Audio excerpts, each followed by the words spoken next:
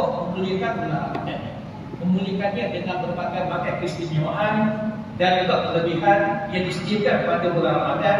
Sebab itulah di antara kelebihan tersebut, keistimewaan yang tidak terdapat pada bulan-bulan lain, sehingga bulan Ramadan dikenali sebagai penghulu kepada segala bulan, bulan yang memberikan keutamaan. Kerana siapa-siapa yang dapat melaksanakan amal ibadah pada bulan Ramadan, ganjaran pahalanya akan berlipat ganda, akan ditambah sehingga 1,000 kali ganda. Dan inilah salah satu daripada panggilan apabila kita melaksanakan ibadah pada bulan Ramadan. Dan kerana itulah kita kena rebut, kita kena kejar dan juga mencari kemuliaan yang ada pada bulan Ramadan ini. Dan juga bulan Ramadan juga dikenal sebagai Al-Muharram. Al-Muharram itu maksudnya bulan yang penuh dengan keberkatan, bulan yang penuh dengan barakah. Jadi apabila disebut tentang keberkatan, keberkatannya turun dalam dua keadaan. Yang pertama sekali, keberkatan itu maksudnya rahmat. Bermaknanya pada bulan yang penuh dengan keberkatan ini, Allah turunkan rahmat kepada semua yang bulan yang diredai, bulan yang disetujui oleh Allah kepada. Sebab itulah disebut tentang rahmat. Dan rahmat itu diturunkan kepada semua dalam dua bentuk. Yang pertama sekali dalam rahmat. Sebab itulah macam-macam nikmat yang Allah bagi pada semua. Kita diberikan nikmat makan dan minum, kita diberikan nikmat hidup, kita diberikan nikmat berumah tangga, termasuk juga nikmat-nikmat lain. Dan rahmat juga diturunkan kepada kita sebagai Islam dalam bentuk ujian. Sebab itulah ujian itu juga merupakan rahmat. Kerana di sebalik ujian itu terkandung hikmah dan juga ada juga nilai-nilai yang Allah sediakan untuk kita semua. Ada juga kebaikan-kebaikannya. Sebab itulah kita sebut tentang ujian, di mana pada bulan Ramadan ini kita akan diuji dengan sedikit kelaparan, kita akan diuji dengan cuaca panas, kita akan diuji dengan berbagai-bagai bentuk ujian lain. Sebab itulah apabila kita diuji, insya-Allah Allah akan balas pula dengan nikmat-Nya. Dan di antara nikmat yang kita hadapi atau yang akan kita beri sewaktu kita diuji dengan kelaparan, ialah apabila kita berdoa. Sebab itulah bila kita lapar, kita makan, itu lagi nikmat terbaik. Berbanding dengan kita makan dalam keadaan perut yang kenyang. Begitu juga dengan haus. Apabila kita rasa haus dalam keadaan cuaca yang panas, jadi apabila kita dapat merasa minum air, itulah nikmat yang Allah berikan kepada semua. Sebab itulah kita dihargai sedikit air yang Allah berikan. Kita tidak melalui air, walaupun air kosong saja, tapi nikmatnya tidak terkira kepada. Itu dinamakan sebagai rahmat. Sebab itulah setiap daripada itu semua, kita akan diberikan rahmat, kita akan diberikan nikmat, kita juga akan diberikan sedikit ujian. Ujian itu termasuk juga ujian kehilangan harta benda, ujian kematian orang yang kita sayangi, kita akan diuji dengan sedikit musibah, malah takut dan juga sebagainya. Dan rahmat juga dikenali sebagai, ataupun maksudnya rahmat itu juga diturunkan dalam bentuk barakah. Sebab itulah dia sebut tentang barakah. Apa itu barakah? Barakah itu maksudnya berkembang ataupun berkembang. Jadi maksud barakah itu berkembangnya kebaikan ataupun bertambahnya kebaikan. Sebab itulah pada bulan Ramadan, bulan yang penuh dengan kebaikan. Jadi kita diminta supaya melakukan kebaikan. Setiap kali kita lakukan dalam bulan Ramadan ini menjurus ke arah kebaikan. Sebab itulah kita menjauhkan diri kita daripada kerosakan, daripada kejahatan dan juga perkara yang tidak baik. Sebab itulah apabila kita bercakap, kita cakap benda yang baik. Bila kita melakukan sesuatu perkara itu mendatangkan kebaikan. Apabila kita melangkah ke tempat yang baik. Termasuk juga apabila kita melihat, kalau boleh kita melihat kebaikan saja. Dengar benda-benda baik. Kita namakan sebagai barakah. Jadi bulan yang penuh dengan barakah, bulan yang penuh dengan keberkatan, bulan yang disebut sebagai bulan Al-Muharram. Ada kata puan berbagi semua. Sebab itulah apabila disebut tentang bulan Ramadan ini, di mana kita diminta bukan saja untuk mengejar barakah yang ada dalamnya, tetapi kita nakkan ganjaran pahala daripada ibadah yang kita lakukan. Supaya ibadah itu tidak sia-sia, ibadah itu tidak membawa kepada perkara yang tidak sepatutnya. Sebaliknya membawa perkara yang baik. Sebab itulah apabila sebut tentang ibadah, di antara ibadah yang digalakkan untuk kita melakukannya, terutamanya ibadah-ibadah yang begitu sunat. Ibadah patut kita jaga dalam masa sama ibadah yang sunat juga kita bertingkatkan. Dan di antara ibadah-ibadah sunat yang kalau boleh kita laksanakan pada bulan Ramadan ialah kita berjaga untuk malam atau disebut sebagai qiyamul lail. Dan apabila kita berqiyam, maka kita melakukan solat-solat sunat pada malam. Di antara solat-solat sunat yang sangat digalakkan ialah solat sunat tahajud, solat sunat hajat, solat sunat taubat, solat sunat istikharah. Di samping juga kita melaksanakan solat sunat tarawih sepanjang pada bulan Ramadan ini. Dan kenapa kita melaksanakan solat sunat tarawih? Sebab di antara panggilan yang ada pada solat sunat tarawih, iaitu Allah akan ampunkan dosa-dosa orang-orang yang mukmin berbuat. Jadi disebut dengan sini orang-orang mukmin. Maksudnya orang-orang yang beriman, orang yang jaga amal ibadahnya, orang yang sentiasa mendekatkan diri dengan Allah Tuhan. Jadi Allah akan ampunkan dosa-dosanya dan melepaskannya daripada siksaan daripada alam kubur. Termasuk juga akan dimasukkan ke dalam syurga. Sebab itulah bulan Ramadan dengan sebagai bulan di mana pintu-pintu syurga dibuka dengan sebuah kosnya, dan pintu syurga ini banyak dibuat. Di antaranya kita ada pintu solat, kita ada pintu raya atau disebut sebagai pintu puasa, ada juga pintu haji, ada juga pintu umrah, pintu sedekah, pintu silaturahim dan juga sebagainya. Sebab itulah ada satu kata kunci yang dapat membuka semua pintu-pintu syurga, iaitu redha Tuhan. Sebab itulah salah satu daripada kita berpuasa, kita melaksanakan amal ibadah pada bulan Ramadan ini, dia untuk dapat redha daripada Allah Tuhan. Sebab itulah bila kita bersolat, kita nak tahu redha daripada Allah, bukan redha daripada manusia. Bukan kita buat kerana untuk dapatkan kedudukan, untuk dapatkan pujian dan juga sebagainya, tetapi semata-mata untuk dapatkan redha daripada Allah. Dan untuk dapatkan redha ni tak sebenarnya kita sampaikan. Ini peringkat yang tinggi. Jadi untuk dapat redha ni mesti bermula dengan sabar. Sebab itulah puasa ni yang kita bersabar. Kerana maksud puasa itu menahan diri kita daripada makan dan minum, menahan diri kita daripada melakukan perkara yang boleh membatalkan puasa kita. Termasuk juga menahan pemandangan kita, tahan telinga kita, tahan mulut kita, tahan tangan kita, tahan perut kita, tahan hati kita. Sebab itulah untuk berpikir kita kena banyak sabar. Sebab itulah pada bulan Ramadan dia menjadikan kita orang-orang yang sabar. Dan sabar ini perlu juga ada sewaktu kita melaksanakan ketaatan kepada Allah. Kalau kita tak sabar ini, susah kita nak melaksanakan ketaatan tersebut. Contohnya bersolat. Bukan senang kalau kita tak sabar. Sabar untuk kita melaksanakan kewajipan kita setiap hari 5 kali pada setiap hari. Di samping juga melaksanakan ketaatan-ketaatan lain, terutamanya pada bulan Ramadan. Dan juga terdapat juga tersebut sabar dalam menghadapi ujian yang disebutkan tadi.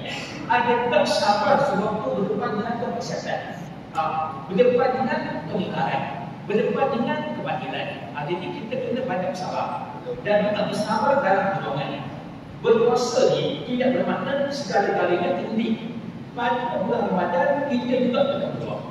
Kita berjuang fisabilillah, kita berjuang untuk agama Islam, kita berjuang untuk menyebarkan agama, kita berjuang dalam bidang dakwah dan sebagainya. Maknanya perjuangan perlu diteruskan. Sebab itulah kita kena sabar dalam perjuangan. Kerana ada banyak cabaran dan tantangannya.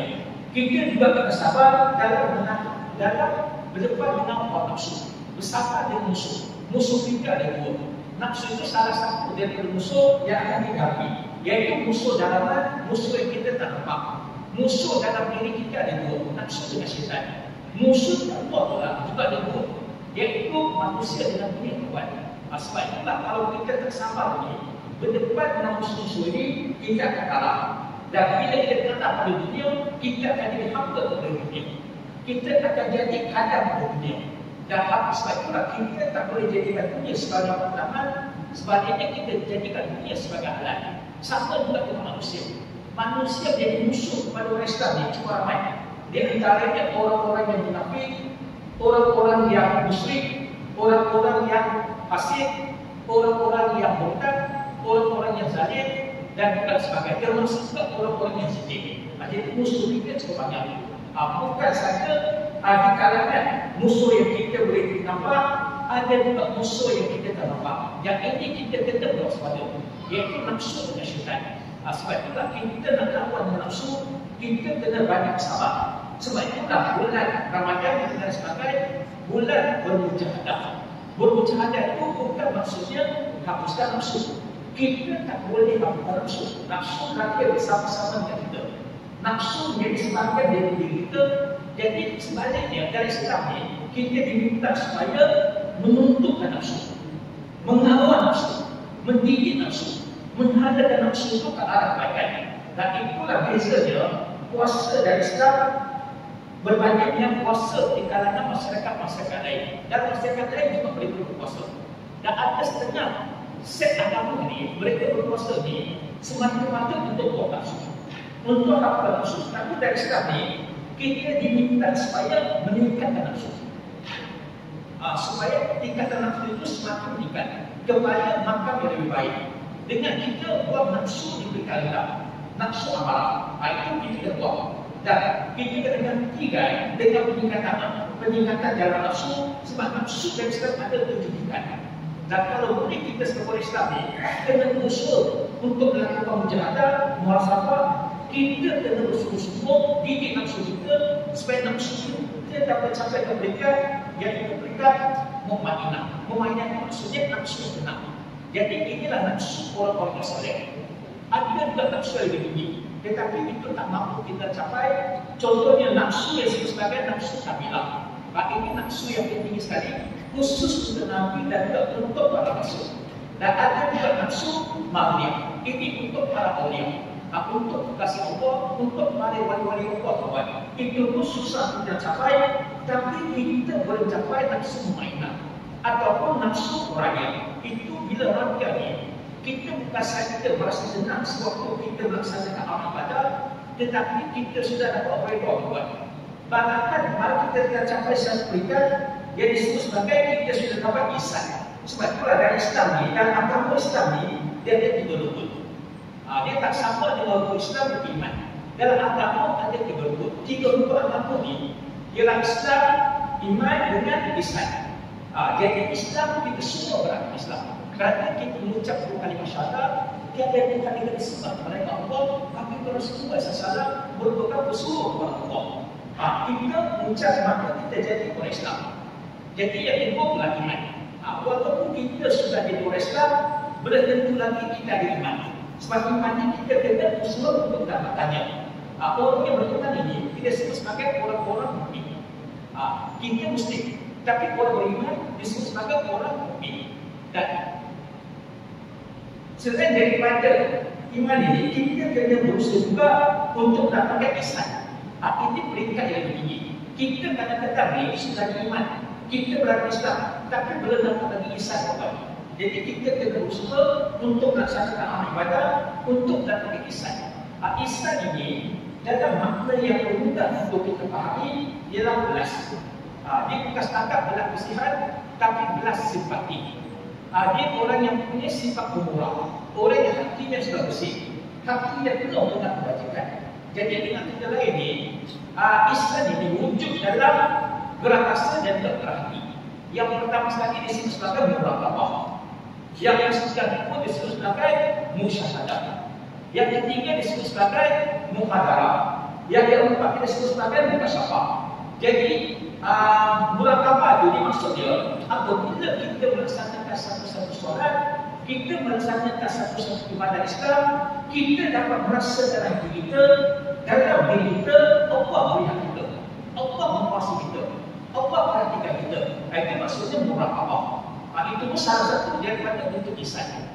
Selain daripada tempat berasa dan tempat berhati. Yang kedua pula ialah musyahadah. Apabila kita menjadikan satu-satu ibadah, kita dapat merasakan bahawa Allah itu ada, Allah itu wujud. Itu maksudnya musyahadah. Yang ketiga pula ialah muhadarah. Muhadarah itu maksudnya apabila kita melaksanakan solat, kita dapat merasakan hati kita, rasa kita menyatakan bahawa Allah itu wujud, hadir di dalam hati kita. Itu maksudnya musyahadah. Maka dia berada dalam hati kita. Yang keempat pula mukasyafah. Mukasyafah itu maksudnya apabila kita melaksanakan ibadah, kita melaksanakan satu-satu solat, kita dapat merasakan kita dekat dengan Allah, Allah dekat dengan kita. Tidak ada lagi hijab yang bertani di antara kita dan Allah. Sebab itulah, inilah ihsan. Jadi kalau boleh kita berusaha untuk melakukan ihsan. Siapa sudah ihsan ini, dia akan redha, dia akan kenal, dia akan khusyuk. Apabila dia solat, dia solat dalam keadaan khusyuk. Dia solat dalam keadaan istiqamah. Dia tak fikirkan benda lain, fokus dia hanya kepada Allah SWT. Dia kalau buat, sebab itulah ini yang usaha yang cuba kita lakukan untuk mendapatkan bukan sahaja Islam, iman tetapi juga ihsan.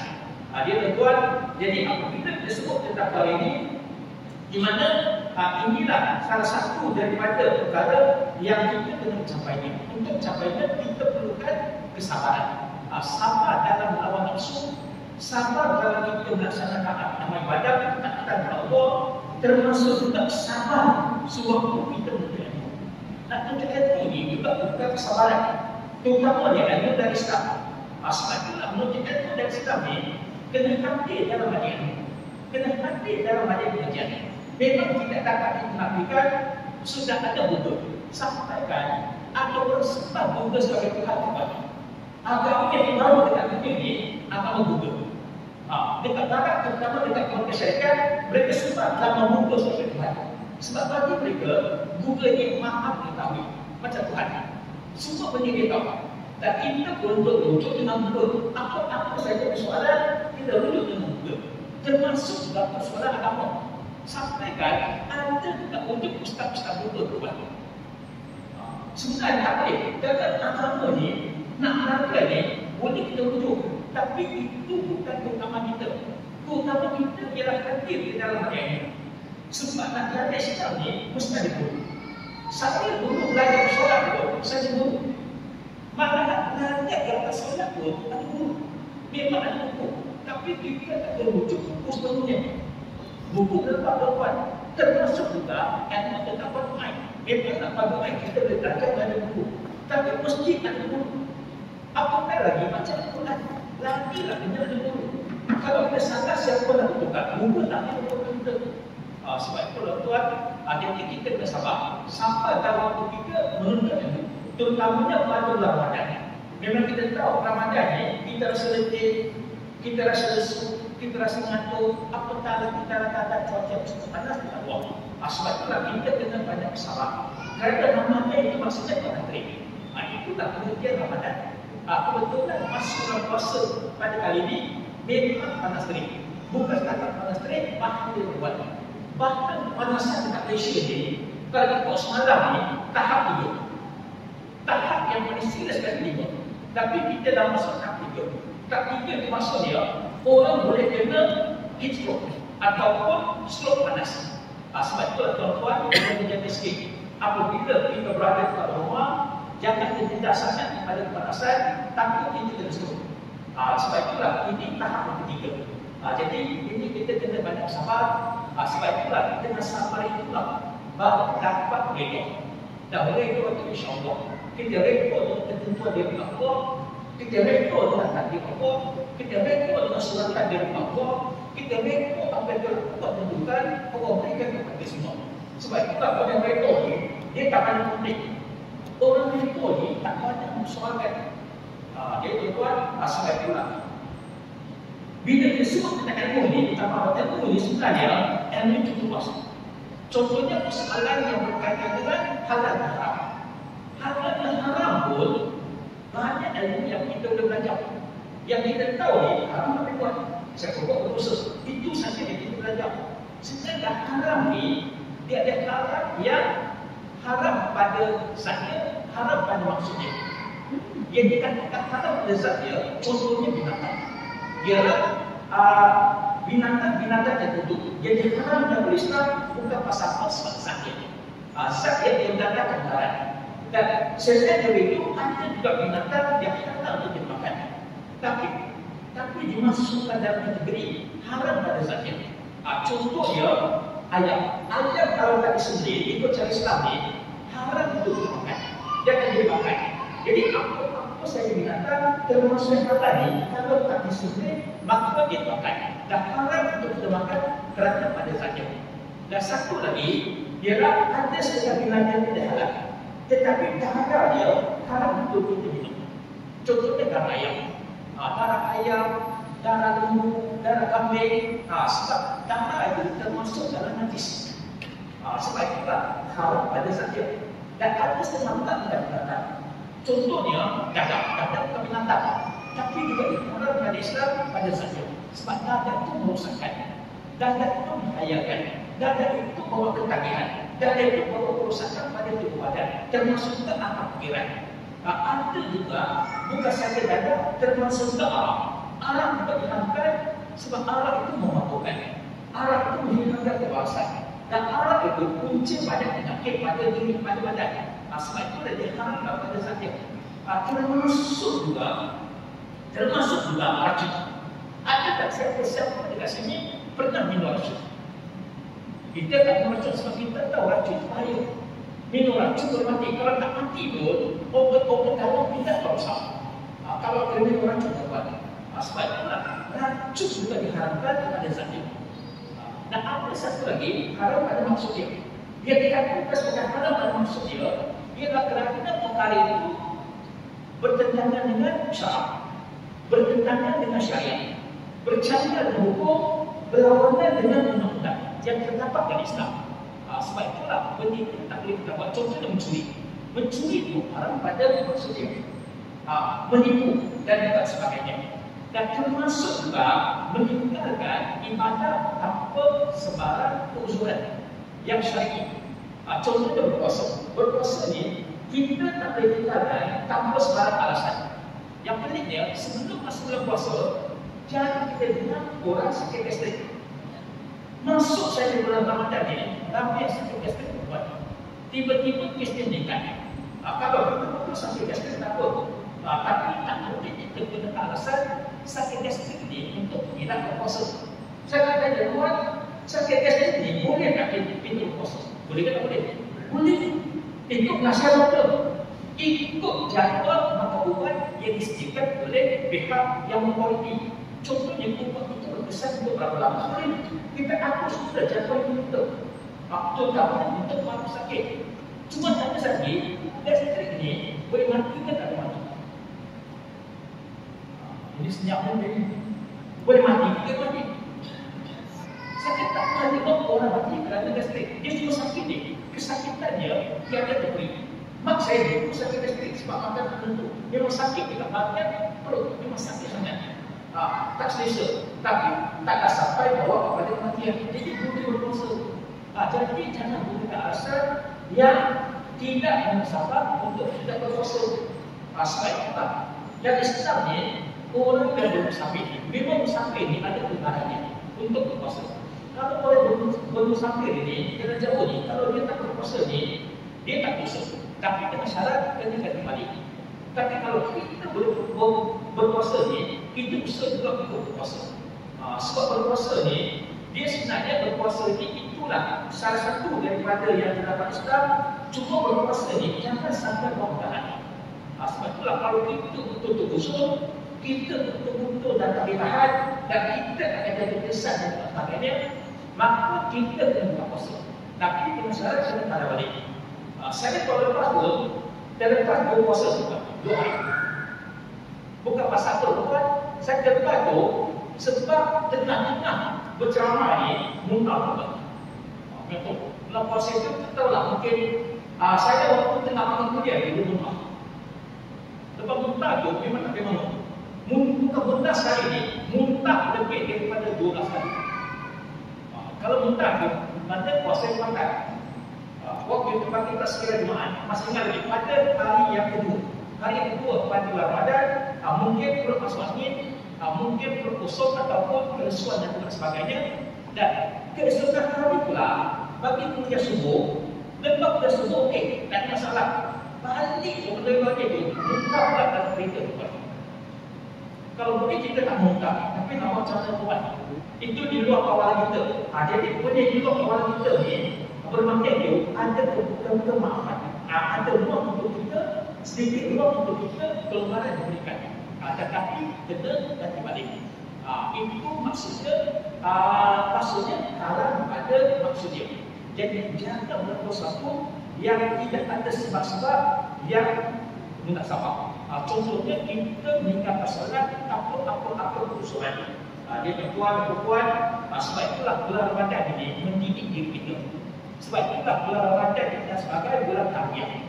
Bulan tarbiyah ini supaya kita terdidik dengan sabar, dengan sifat-sifat yang baik. Dan kita bersihkan jiwa kita dengan buat sifat-sifat yang baik, sifat-sifat Rasulullah. Dan kita juga bulan puasa ni kenapa disebut sebagai bulan tarbiyah? Bulan proses pendidikan, proses untuk kita pembersihan.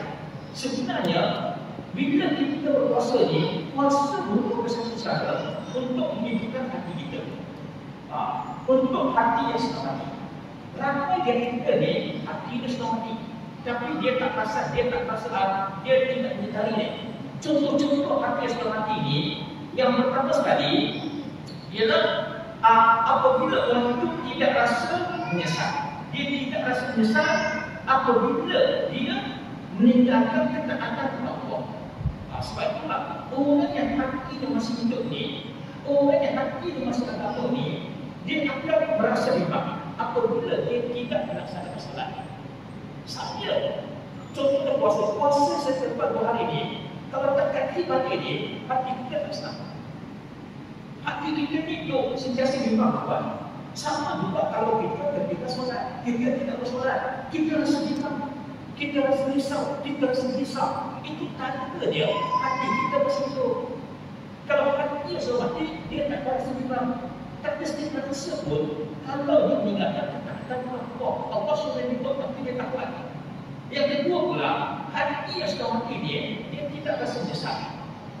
Seandainya dia lanjut melakukan kejahatan, dia melakukan perkara yang ditegak oleh Allah, dia tidak rasa menyesal. Kita ni kadang-kadang buat salah ni rasa menyesal. Marah anak kita pun timbul rasa menyesal. Kenapa saya marah anak saya? Kenapa saya tak bersabar? Kenapa saya tak ditahan diri saya?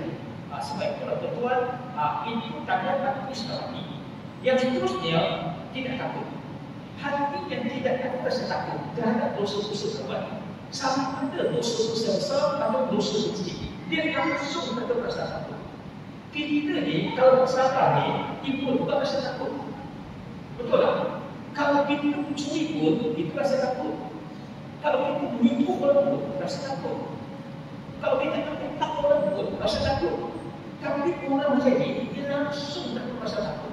Itu tanda dia hati dia sudah mati. Bukan saja manusia mati, tumbuhan mati, binatang mati, tanah juga mati. Tanah yang mati ini, tanah yang berikutnya, tanah yang sudah kita bersemuanya, tanah yang satu tanam pun ada tumbuh. Itu tanda tanah sudah mati. Tapi hati sudah mati ini, dia tak ada rasa bimbang, tak ada rasa menyesal, tak ada rasa takut, termasuk juga tidak mempunyai rasa bersyukur kepada Allah. Dengan nikmat dan rahmat yang Allah berikan kepadanya. Kita ni tiap-tiap hari kita bersyukur. Kita bersyukur waktu kita buka puasa. Kita bersyukur di mana pada pagi kerana masih lagi diberi ruang untuk hidup di atas bumi ini. Kerana dekat dunia inilah kita dapat melakukan amal ibadah. Di dunia inilah kita dapat mengumpulkan seberapa banyak ganjaran pahala ini. Lepas kita mati ni, kita dah tak buat apa-apa. Orang mati ni dah tak pernah solat. Orang mati ni tak ada satu pahala pun yang boleh buat. Melainkan kita hadiahkan doa kepada mereka. Kita hadiahkan apa dia lakukan ke mati. Itu yang mahu kita buat. Sebagai orang yang masih hidup. Jadi mesti ada rasa bersyukur. Kalau kita tak rasa bersyukur ni, itu tanda mati sudah mati. Yang seterusnya, orang yang hatinya berpuasa. Puasa ni, itu tanda hati sudah mati. Orang Islam ni, dia takkan berpuasa. Sebab kita meletakkan pergantungan kita kepada Allah, keyakinan kita kepada Allah, tanggungan kita kepada Allah. Bukannya kepada orang lain. Sebab kita, kalau kita tawarkan Allah ni, kita tak akan puasa. Dapat biasa. Kalau kita berdepan dengan kegagalan, berdepan dengan cabaran, berdepan dengan rintangan, berdepan dengan apa sahaja perkara, kita meletakkan diri kita dengan kegagalan kepada Allah. Itu tandanya hati yang masih hidup. Jadi bulan Ramadan ini merupakan bulan untuk kita menghidupkan hati yang sudah mati. Ada banyak lagi lah ibadat-ibadat yang boleh kita buat. selain daripada solat waktu malam, kita juga kalau boleh diminta banyakkan doa, berdoa kepada Allah pada bulan Ramadan. Kita juga minta pengampunan daripada Allah paling-paling kurang pun istighfar kami. Bulan Ramadan ni berbanyak istighfar. Apa rasa semalam ni istighfar. Berdepan dengan kesusahan minta istighfar. Berdepan dengan anak bini pun kadang-kadang impos kerana keadaan yang tidak menyenangkan banyak istighfar. Dan bukan sahaja istighfar, banyak juga zikir. Zikir pada bulan Ramadan. Sebab zikir ni membolehkan kita sentiasa ingat kepada Allah. Kalau kita tak ingat kepada Allah, bagaimana Allah nak ingat pada diri kita kepada? Menghubungkan diri kita dengan Allah dalam zikir. Kita juga bermunajat. Dan satu lagi, alhamdulillah ramai melakukan pada hari ini beriktikaf dalam masjid. Sebab itulah saya tengok alhamdulillah ramai beriktikaf dalam masjid, duduk dalam masjid, diam dalam masjid. Bila kita beriktikaf dalam masjid ni, bila kita kesempatan baca Quran. Itu salah satu dari ibadah yang digalakkan pada bulan Ramadan. Baca Al-Quran. Sebab itulah dan salah satu perkara yang jarang kita jumpa pada bulan-bulan lain, tapi waktu bulan Ramadan ni ialah setiap kita lakukan, biasanya kita dapat selalu berjemaah. Contohnya baca Quran. Waktu Al-Quran tu, bulan Ramadan ramai mengatakan nak harus Al-Quran. Baca Quran beramai-ramai, itu berjemaah. Sama juga dengan buka puasa, berjemaah. Kita kalau buka puasa kat masjid ni, kita buka beramai-ramai. Sini ada tak buka puasa? Ada, alhamdulillah. Sama juga dengan kemarin, kita akan beramai-ramai, terus beramai.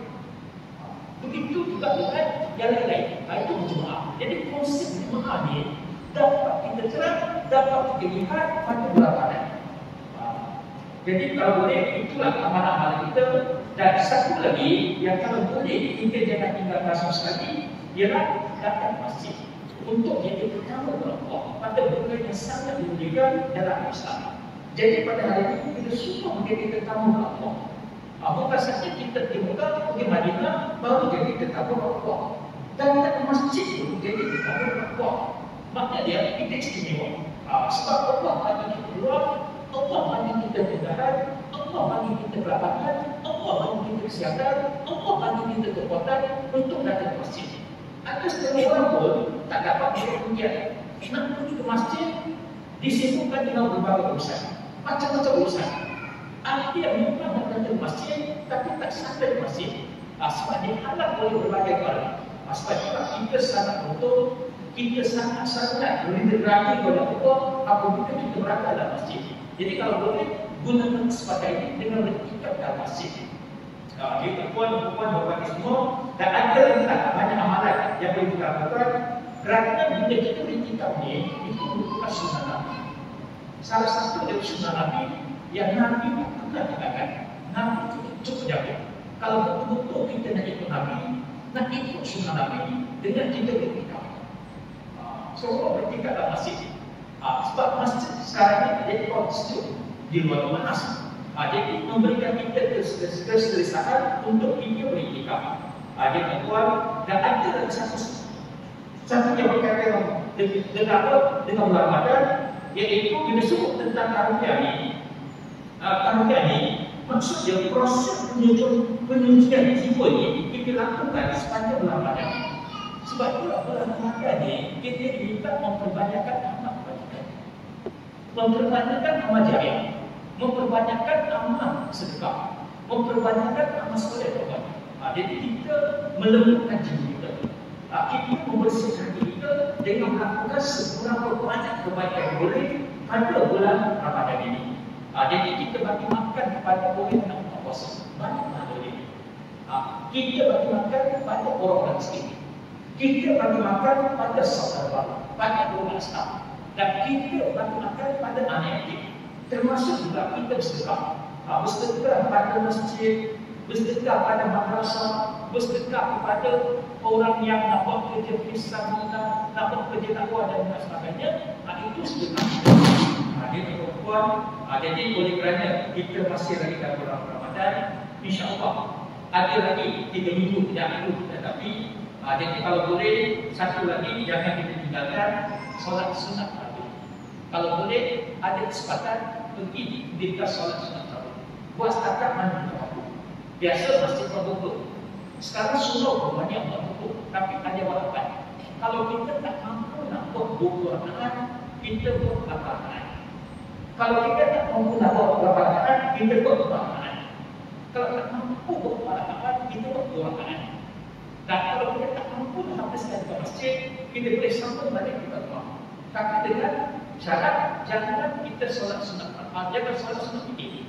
Solat sunat ini, takut kita balik, kita sambung lagi. Kita sambung sampai pada 20 nak lebih pun ada masalah. Sebab juga cara amal ibadah sunat ini, kalau boleh buat banyak. Kalau kita tak boleh buat banyak, buat sikit. Kalau tak boleh buat sikit, buat lebih banyak. Itu kaedah. Itu satu cara untuk kita mendidik diri kita. Jadi kalau boleh, jangan setakat datang sebelum malam yang pertama. Kalau boleh, kita istiqamah sampai ke puncak daripada sampai ke puncak ini. Kita tak ada ini, kita rasa diri kita ada kekuatan. Jadi buat ini sihat. Saya sini semua dulu tadi tak ada. Saya dulu jauh. Saya pagi tadi ada solat. Cuma pagi ini nak ada, sudah sembuh. Tapi ada solat. Tentang nanti, paksa ni ada lari terspirah. Sebab itulah, kita jiwa kita kuat.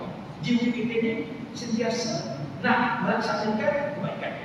Dia tuan, jadi bila sebut tentang solat sunat tarawih ni, dan solat sunat tarawih ni bukan sahaja memudahkan kita masuk ke dalam syurga, insya-Allah kalau diampunkan segala dosa-dosa kita, di mana dengan kita melaksanakan solat tarawih ni, insya-Allah kita akan bertemu dengan malam dan berada. Sebab kita tak tahu bila. Dan tak dinyatakan dalam mana-mana riwayat bila malam dan berada. Walaupun disebut 10 malam terakhir, malam pula malam yang terakhir. Cuma disebut tapi tak ada kepastian. Jadi kalau kita istiqamah melaksanakan solat tarawih ni, insya-Allah kita akan bertemu dengan malam yang sangat istimewa. Suatu malam yang tidak kita dapat pada bulan lain, iaitu malam daripada. Jadi kalau boleh kita terus beramal ibadah pada bulan Ramadan ini. Moga-moga dengan kita melaksanakan amal ibadah, maka ibadah kita di masa-masa datang akan menjadi lebih baik. Dan salah satu daripada petanda puasa kita diterima oleh Allah, puasa kita dapat perintahkan dengan Allah, ialah akhlak kita akan menjadi lebih baik. Padahal ada perubahan. Perubahan pada akhlak kita, perubahan pada cara kita, perubahan pada ibadat kita. Ibadat kita ni lebih luas, lebih teratur, lebih rajin melaksanakan amal ibadat berbanding dengan sebelum ini. Jadi tuan dan tuan-tuan hormati semua, jadi kuliah Zuhur ni kita tak buat macam kuliah-kuliah yang biasa, sebab kita start kadang-kadang bulan Ramadan ini biasanya kita ada keperluan yang perlu kita selesaikan, termasuk juga keperluan waktu kita tengah-tengah mengandung. Sekarang ini time musim tengah mengandung. Ramai akan lena sekejap. Apa lena sekejap? Tapi jangan lena sampai ke tengah malam. Jangan lena berkekalan. Kalau boleh, puasa ni masuk saja waktu puasa, terus puasa. Jangan takut-takut lagi. Jangan nak tunjuk. Jangan nak tunjuk kita ni hebat dalam puasa, lebih hebat daripada orang lain, tak nak buka puasa. Nak tunggu 1 jam lagi. Nak lama-lama puasa. Untuk buka puasa kalau boleh, kita terus buka puasa. Kalau boleh, kita buka puasa secara betul. InsyaAllah ada barakah, ada keberkatan di dalamnya. Jadi saya rasa cukup sekadar ini. Jadi saya minta maaf bersempurna dalam mengarahkan ini, dan juga menjelang hari raya nanti, untuk minta maaf sekiranya ada kekasaran, ada kekeliruan, ada hal-hal yang tidak disengajakan sepanjang saya berceramah, berkuliah dan sebagainya, maka semua itu merupakan kekurangan dan juga kelemahan yang ada pada diri saya sebagai seorang tokoh, sebagai seorang manusia biasa, dan juga sebagai seorang saudara muslim. Maka saya akhiri dengan assalamualaikum warahmatullahi wabarakatuh. Takbir. Lemah aja. Semangat sikit semangat. Bulan Ramadan ini kita jadi lebih semangat.